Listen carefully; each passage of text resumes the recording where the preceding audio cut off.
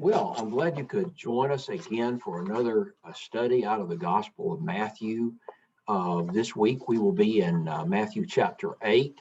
We just completed a study of a quick overview of the Sermon on the Mount, chapters 5 through 7. And last week we started on this block, chapters 8 and 9. And this block of action, of narrative, kind of separates the Sermon on the Mount from the great discourse that Jesus makes, starting at the end of chapter 9 and continuing on through chapter 10 on what I call the cost of discipleship. So this block we're studying right now, chapters 8 and most of 9, is very well organized by the writer, by Matthew. There's 3 groups of 3 miracles each. And these groups are separated by 2 blocks of teaching or narratives of some of Jesus' activities and actions. So last week we covered that first block of 3 miracles. I believe we talked about how Jesus touched a leper and healed him, how he did a long distance heal of the centurion's servant based upon the centurion's faith. He said, okay, just go home. He sees well. And then he went to Peter's house, we think there in Capernaum, or Capernaum, depending on how you like to pronounce it, and touched his mother-in-law and healed her from a fever. And then without a specific account, it said after dark, a large number of people gathered, demon-possessed, paralyzed, all these different things, and he healed these people. So these are the 3, detailed miracle accounts. And so we're ready to cover that little block of teaching that separate these 3 miracles from the next 3 miracles. I think it's important as we work through this section, though, to see how Matthew interleaves the problems of sin and the problems of sickness. Now, the Bible is pretty clear that just because you're sick doesn't mean you're sinful, and just because you're healthy doesn't mean you're righteous, okay? That all sickness, all disease is not a direct result. You're not getting what you deserve, quote unquote. And I mentioned John chapter 9, the story of the man born blind last week as an example of this. But the idea that Jesus came to heal what's broken in our world, whether that's physical disease or spiritual, mental illness, whatever, it is the message of Matthew. And so if we look, I'm just going to share my screen, and we can look back at that passage that we kind of ended on last time.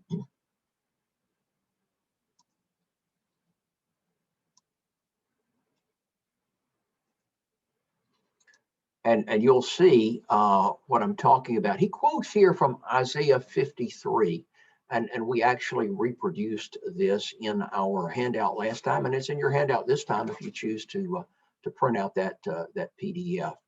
So it says, when evening came, many who were demon-possessed were brought to him, and he drove out the spirits with a word and healed all the sick. This was to fulfill what was spoken through the prophet Isaiah. He took our infirmities and bore our diseases. And here Matthew is quoting from the Septuagint version of the Old Testament. Many New Testament Jews use this. They spoke Greek. They were familiar with Greek. We think the Gospel of Matthew was originally written in Greek. And so this was their Bible, the Old Testament in Greek, and it's called the Septuagint. And he quotes just a little snippet there from verse 4, but we called your attention last time to the fact that if you look at that whole section, and here we're looking at the English translation, New American Standard. However, it was our sicknesses that he himself bore and our pains that he carried. So sicknesses kind of implies physical illness, okay? Yet we ourselves assume that he had been afflicted, struck down by God and humiliated, but he was pierced for our, and here he says, offenses. So he bore our sicknesses, our physical illnesses, our mental illnesses, but he was pierced for our offenses, our sins. He was crushed for our wrongdoings, our moral failures. The punishment for our well-being was laid upon him, and by his wounds we are healed. All of us, like sheep, have gone astray. Each one of us has turned to his own way, selfishness, but the Lord has caused the wrongdoing of us all to fall on him. So here's the idea, is that Jesus is at war with Satan. And we saw this in Matthew chapter 4, the account of the temptations. And so he's come into our world to declare his authority over sin, over death, and over nature. And that's what we're going to be seeing as we work through these miracle accounts in chapters 8 and 9. So let's look at the next section here, which the NIV editors have christened or placed a bold font heading here, the cost of following Jesus. When Jesus saw the crowd around him, he gave orders to cross to the other side of the lake. And then a teacher of the law came to him and said, "Teacher, I will follow you wherever you go." As we read through this, I want you to pretend something with me. Pretend that you are one of Jesus' loyal disciples, and you've been following them around for several weeks. Maybe you're one of the fishermen. Maybe you're one of the women that decides to follow him, but you're part of that little band, that little group that kind of follows him around to village to village. You witness his miracles, you listen to his teaching, and then in private times, you ask him questions to explain his teaching further. So you've been up close and personal with him for quite a while. So you're kind of standing, back a ways, but you can overhear Jesus talking to these guys. And I just want you to think about what's going on in the back of your head here. The teacher said, "I will follow you wherever you go."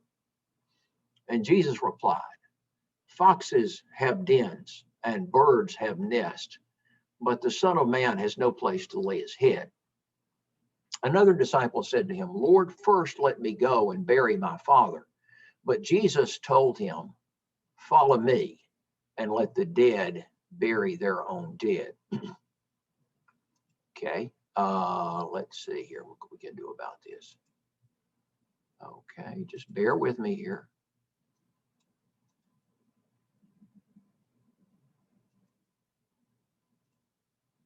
And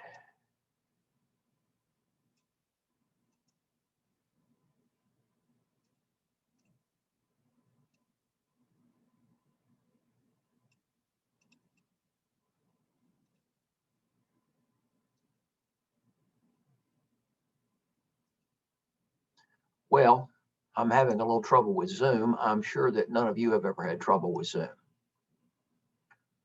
And so I'm just trying to shift back to get the meeting controls up.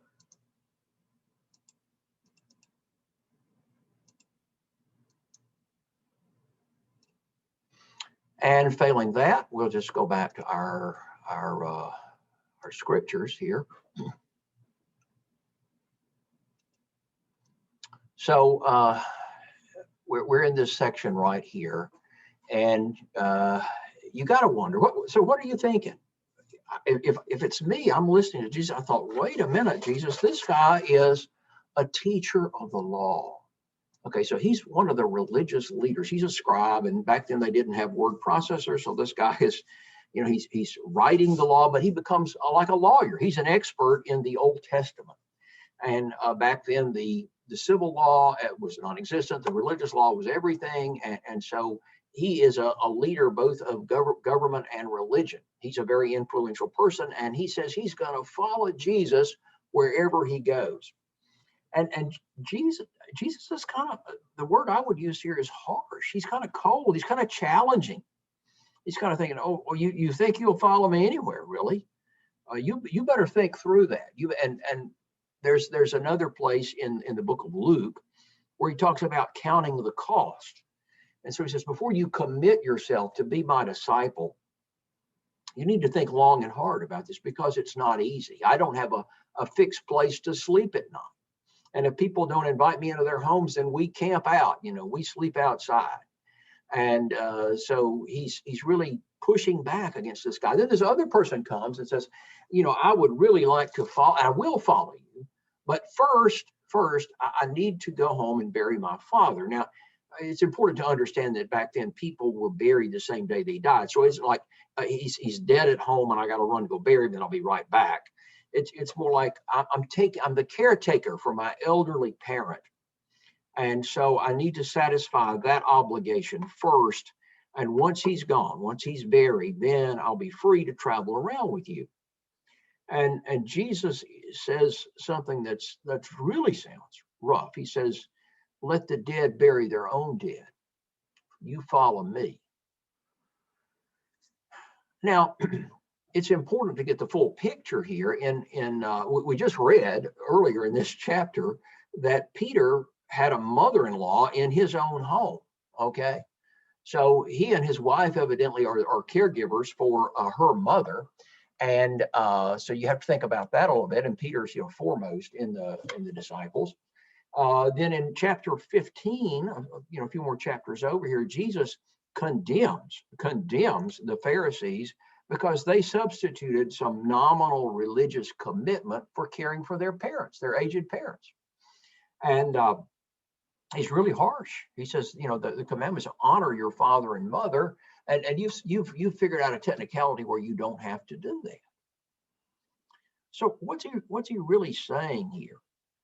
I think he's kind of saying, everybody has a good excuse, and you think you've got the perfect excuse, because what could be more important, particularly in their culture, than caring for your aged parent?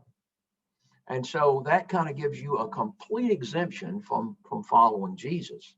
And Jesus is saying, there are people back home, there are brothers and sisters, there's nephews and nieces, there's cousins, there's grandchildren who don't care anything about following me, and they can bury the father.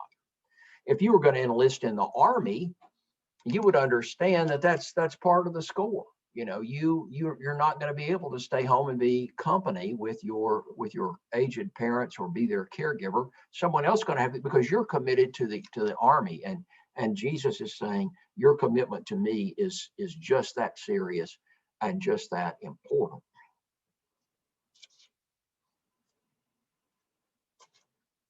Still, though, you have to realize that this level of commitment is almost foreign to our way of thinking about religion. When we think about Christianity nowadays, we think about the pleasant, the uplifting, the convenient. We want something that will positively influence our career, our family life, and our recreation. We want something that will cheer us up, lift us up, and otherwise not get in our way, and be there for us in times of grief and tragedy. But it's something that we kind of milk for what's in it for us. And Jesus is saying it's not that at all. The great German theologian Dietrich Bonhoeffer called this idea that modern people have generated about the grace of God, as he called it, cheap grace. And so I'd like to read you some things that Bonhoeffer wrote about grace. Bonhoeffer is really qualified to write about this because he was a theologian in Nazi Germany in World War II and was martyred for his commitment to Christ in a concentration camp shortly before the end of the war. His life story there's a lot more to it than that, but I won't take time to recount it now. Bonhoeffer says, cheap grace is the grace we bestow on ourselves. Cheap grace is the preaching of forgiveness without requiring repentance, baptism without church discipline, communion without confession. Cheap grace is grace without discipleship, grace without the cross, grace without Jesus Christ living and incarnate. Costly grace is the treasure hidden in the field, and for the sake of it, a man will gladly go and sell all that he has. It is the pearl of great price to buy, for which the merchant will sell all his goods.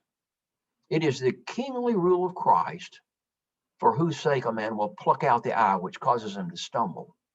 It is the call of Jesus Christ at which the disciple leaves his nets and follows him. Costly grace is the gospel which must be sought again and again and again, the gift which must be asked for, the door at which a man must knock. Such grace is costly because it calls us to follow, and it is grace because it calls us to follow Jesus Christ. So this is the kind of discipleship that Jesus is expecting and asking for. Well, the next thing that happens, verse 23 here, they got in a boat and his disciples followed him. Suddenly a furious storm came upon the lake so that the waves swept over the boat. But Jesus was sleeping. Now, the lake, of course, is the Sea of Galilee, about 13 miles long, 6 miles wide. It's one of the lowest lakes in terms of its surface elevation below sea level in the world. But it's flanked by some large hills or small mountains, and I'm told that the geography and the meteorology lead to, very sudden and violent storms. So this is what's happened, a furious storm. It's interesting when we look at the Bible that storms and the sea, the ocean, deep water are often symbolic of evil. Jewish people didn't like to swim a lot. They just weren't seafaring people. The people who lived on the coastline, the Philistines, the Phoenicians, they were the great seafarers of the ancient world. The Jews, not so much. They might be fishermen on the Sea of Galilee, but other than that, the sea's a foreign place. In the book of Jonah, when Jonah decides to run away from God, he gets a ticket on a boat that's headed to the other end of the Mediterranean Sea. So that's running away from God. Even if you go back to Genesis chapter 1, in Genesis chapter 1, it describes the uncreated world as being chaotic, or Genesis 1:2. The earth was formless and empty, and darkness was over the surface of the deep, and the Spirit of God was hovering over the waters. So this dark, chaotic, forbidding thing is the sea. Job, in one of the many things he said in his poetic discourses, says, "Am I the sea or the monster of the deep that you put me under guard?" Psalm 65, you answer us with awesome and righteous deeds, God our Savior, the hope of all the ends of the earth and of the farthest seas, who still the roaring of the seas, the roaring of their waves, the tumult and turmoil of the nations. Isaiah 7, woe to the many nations that rage. They rage like the raging sea. Woe to the people who roar. They roar like the roaring of great waters. Although the peoples roar like the roaring of surging waters, when he rebukes them, they flee far away. And then in the book of Revelation, really ominous, the dragon stood on the shore of the sea, and I saw a beast coming up out of the sea. It had 10 horns and 7 heads, with 10 crowns on its horns, and on each head a blasphemous name. This hideous creature coming where? Out of the sea. And then at the end of Revelation, when the victory has been won, we hear this. And then I saw a new heaven and a new earth, for the first heaven and the first earth had passed away, and there was no longer any sea. Well, I don't think it means that God created a planet without oceans. I think he's talking about that all evil is completely abolished. Now, it's clear that the Bible says that God created the sea and has dominion over the sea, but nevertheless, seas and storms are symbols of evil in the Bible. So Jesus is out on the sea with these disciples, and the storm is so extreme that many of them, these guys are seasoned fishermen. They spend their life out on this lake, but they are frightened, and so Jesus is asleep. So they wake him up and they say, "Lord, save us. We're going to drown." I think this is a little bit, I mean, first of all, if you've ever been on an airplane, you can identify with this, okay? If you've ever been on an airplane traveling and something happens, you can become quite frightened. I remember one time when I was on a business trip and I was returning home flying into Jackson, Mississippi, and the plane had to go through quite a few thunderstorms to get to the airport, to get to the landing strip. And the plane was, there was lightning, there was thunder, there was rain, and the plane was shaking violently. It would go through a pocket of air, it would drop suddenly. Everyone on the plane was very tense. Our seat belts were fastened tightly. And so finally, when the wheels of the plane touched down on the runway, the whole plane erupted in applause for the pilot having brought us safely through that storm. Nobody said, "Hey, let's clap for the pilot." Everybody just did it. They were just so glad to be safe on the ground again. And maybe you've had an experience in travel that's even more frightening than mine. Mine was plenty frightening enough. So these guys are seriously frightened, but I think it's a little amusing that they wake up Jesus, who we know is a carpenter, and says, "Lord, save us, we're going to drown." And he say, "I'm a carpenter. You guys are the boatmen. You're the fishermen. Why wake me up?" It's kind of like you're having trouble on the airliner, and so they get the preacher to fly the plane. I don't know, but I think it does show something about the internal, if you will, mechanics, dynamics of this social group we will call Jesus and his disciples. Because the one that they turn to in crisis is the leader.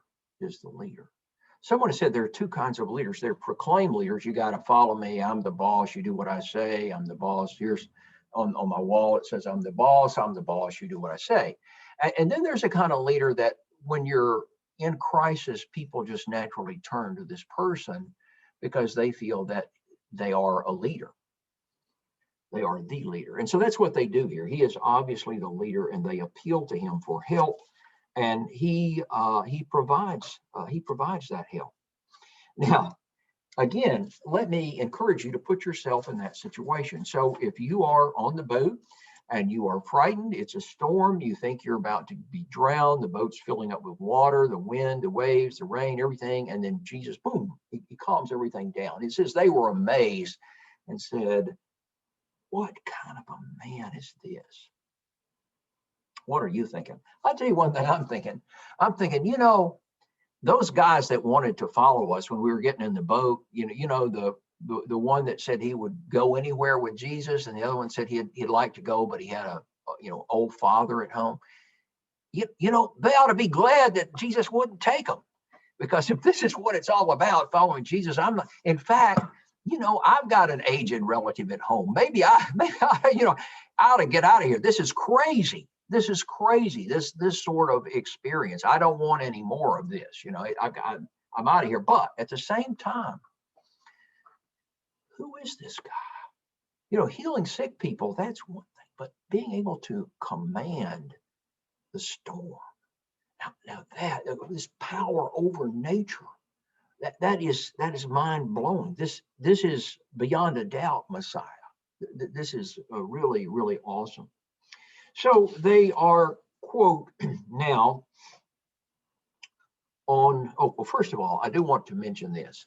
There's quite a contrast here. If you look back to where we were last week, and the account of Jesus healing the centurion's servant, and he says it's very complimentary about the centurion. He says, "I tell you, I have not found anyone in Israel with such great faith." Remember that, great faith.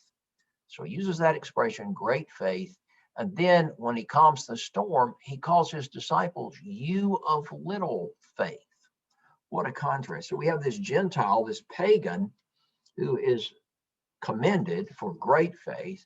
And then we have the people that are getting the intensive training, that have given up all. They've been following Jesus around, seeing the miracles, sharing his hardships, his privations, listening to his teaching. And he says, "You guys get an F." He gets an A, you get an A. You have little faith. You have little faith. Well, you say, well, that's an unfair comparison, because the centurion, he may have liked his servant, but it's not like you got skin in the game where you're about to die. So at any rate, this is the way Jesus. This is the way his grading scale works. So that's what it is what it is. Okay, so they get to the other side of the lake. Now you got to say, well, what side is the other side? It would appear that this is the eastern side, because there weren't so many Jews over there, and they are in the region of the Gadarenes, and that, to modern our modern knowledge base, Gerasenes, Gergesenes. We're not sure exactly where that was there on the eastern side or maybe down to the southern end of the lake, but not quite sure. But at any rate, we're going to learn more about this. We're going to learn more about this community, and appears they are not Jews. Okay. And so when he gets there, the welcoming committee are two demon-possessed men. When he arrived at the other side in the region of the Gadarenes, two demon-possessed men coming from the tombs met him, and they were so violent that no one could pass that way. "What do you want with us, Son of God?" they shouted. "Have you come here to torture us before the appointed time?" Some distance from them, a large herd of pigs was feeding. The demons begged Jesus, "If you drive us out, send us into the herd of pigs." He said to them, "Go." So they came out and went into the pigs, and the whole herd rushed down the steep bank into the lake and died in the water.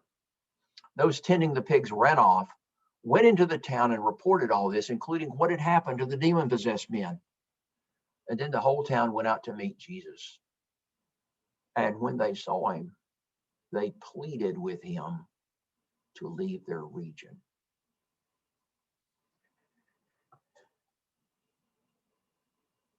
Notice here, the first things I want you to notice is they call Jesus Son of God. Now, these are demon-possessed men. They're not religious teachers. But evidently, they're not even Jews. And these demons have caused these men to live in the tombs. They come from the tombs. They come from unclean, dead places, okay? But they know who this is. They recognize Jesus as being divine, as being authoritative. It's interesting that Jesus doesn't call himself Son of God hardly ever. In fact, Jesus calls himself Son of Man. Back here in this section, verse 20, Jesus said, "Foxes have dens, birds have nests, but the Son of Man has no place to lay his head." And you think, well, why does he call himself the Son of Man? His whole gospel is that he is, God incarnate, Emmanuel, God with us. Why does he just call himself the me or I, or why does he call it the third person? If he is going to do this, why doesn't he say Son of God so people get it? Well, one reason is that we do find that one time when somebody said, "Are you the Son of God?" And he said, "Yes," they crucified him right away. So that's an issue. We're going to find in the first part of chapter 9 that he is accused of blasphemy, which is disrespect towards God. So any claim to be divine would immediately put you in the area of capital punishment in the Jewish culture, Jewish law. That's part of it. But one thing we find about Jesus is that he doesn't always explain everything. He wants you to figure some things out on your own. He is, if it's anything, Christianity is a religion for people that are willing to think, that are willing to go through some kind of intellectual struggle. And a lot of people are uncomfortable with that. They just want somebody to watch the rules. How much do I have to do to get an A? That's what I want. Tell me exactly what I got to do to get an A. I'll be fine. I just spell it out, And Jesus doesn't do that. He leaves a lot of it up to for us to figure out. So this expression, Son of Man, is interesting because what we think he's talking about is also mentioned in the Old Testament. The books of Daniel and Ezekiel in particular use this expression, Son of Man, a great deal. And most of the time, when they use that expression, we think that they just mean a human being, an ordinary guy, and sometimes they call themselves Son of Man, or God speaks to them and calls them Son of Man, and they just mean, a human being. But in Daniel 7, verses 13 and 14, it's really clear that he's talking about more than that. So let's just read this together and see what I mean. "I kept looking in the night visions, and behold, with the clouds of heaven, one like a Son of Man was coming. And he came up to the Ancient of Days, and to him was given dominion, honor, and a kingdom, so that all peoples, nations, and populations of all languages might serve him. His dominion is an everlasting dominion, which will not pass away, and his kingdom is one which will not be destroyed." So here it's really clear that they're talking about the Christ figure, Messiah. They're talking about one who has a sovereignty authority over all creation. And so this expression, Son of Man, arises here. So evidently, Jesus is pointing people to this passage to get an idea of the true essence of his nature. These demon-possessed men, though, they know exactly who he is, or the demons do, and the demons realize that he has authority over them. And that's why they say, have you come here to torture us before the appointed time? And they beg him, if he drives them out of the men, to send them into this pigs. This is a large herd of pigs. Other gospels say there's several thousand pigs. We think this is why, if these people are Jews in this community, they're not very good Jews, because Jews don't eat pork, okay? So the demons Jesus cast the demons into the pigs, and the pigs stampede down a steep bank into the lake, and they drown. Well, the end result of this is that the people from the community there beg Jesus to leave their region. Now, why? Why? Because here are these crazy guys that have been a nuisance, an embarrassment, just so demoralizing for the whole community to have these people around, and you can't control them. And now they are healed. They are, we would say, productive members of society. Seem like they would want Jesus to hang around a little bit more and do some more things like this, to heal some more sick people or cast out some more demons, but they want him to leave. And somebody says, well, it's quite simple. It's because they prefer pigs to Jesus. And that probably is true of this case and many, many cases in our world. Jesus upsets the established order of things. However obnoxious and odious the demon-possessed people are, we kind of get used to them. That's what we're kind of used to. And we're certainly used to having our herd of pigs, and that's our income. And, if Jesus came and closed wherever you work, the university or whatever your employer is, you might wish that he would leave too. Or maybe you do wish that he would leave, period, because he has a way of really upsetting the established order of things. Well, I want you to notice what Jesus does when people treat him this way. It says in chapter 9 and verse 1, Jesus stepped into a boat, crossed over, and came to his own town. In other words, when they asked him to leave, he left. And so we don't see any examples of Jesus forcing himself on people. And when people decide to turn back from following him, when they give up on being his disciples, he pretty much lets them go. And so this is kind of a cautionary tale for us, that if we don't want Jesus in our life, that we can easily get rid of him, and he will go. So crossing back over to coming to his own town, what town is that? People say, well, I think his hometown is Nazareth. Well, Nazareth was where he grew up, but in Matthew 4:13, we find that he actually moved his residence to Capernaum, or Capernaum, depending on how you pronounce it. And so this is what is his, quote, own town, at least during the Galilean ministry portion of the book of Matthew. And so we have some people bringing a paralyzed man, evidently on some sort of a stretcher, to Jesus for healing. And we will deal with this episode next time we study together. So I really appreciate you taking time to study and to be with me and to look at these passages. I hope it's been a source of encouragement to you. I certainly appreciate your joining me for this study.